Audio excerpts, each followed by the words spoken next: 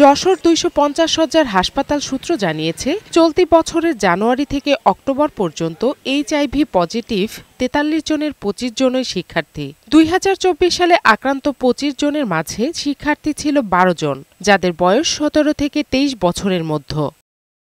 গত বছর যশোরে ২৫ জন এইচআইভি পজিটিভের মধ্যে ৫ জনের মৃত্যু হয়েছে। এইচআইভি গত বছরের তুলনায় এবছর দ্বিগুণ বৃদ্ধি পেয়েছে। ছাত্রছাত্রীদের মধ্যে একটা বেশি দেখা যাচ্ছে, আর সমকামিতার হারটাও একটু বেশি।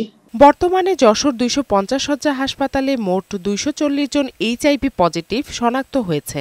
এদের মধ্যে শুধু যশোর নয়, খুলনা বিভাগের অন্যান্য জেলার মানুষও রয়েছেন।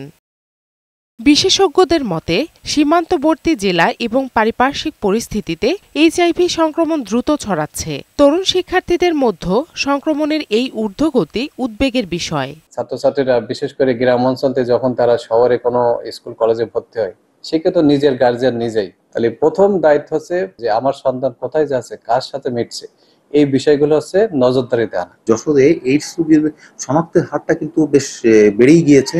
এই কম বয়সে আমাদের অনেক কিছুই আকর্ষণীয় লাগতে পারে, অনেক কিছুর প্রতি আমাদের আকর্ষণ হতে পারে। শুধু শিক্ষার্থী না, আমাদের সমাজের ব্যক্তিবর্গ যদি এটা করে থাকি, আমরা কিন্তু নিজেদের ঝুঁকির মধ্যে ফেলছি। জনসচেতনতা, নৈতিকতা ও সামাজিক অনুশাসন মেনে চলা সহ সার্বিক সচেতনতার বৃদ্ধির মাধ্যমে এ ভাইরাসের সংক্রমণ থেকে উত্তরণ সম্ভব বলে জানান সংশ্লিষ্টরা।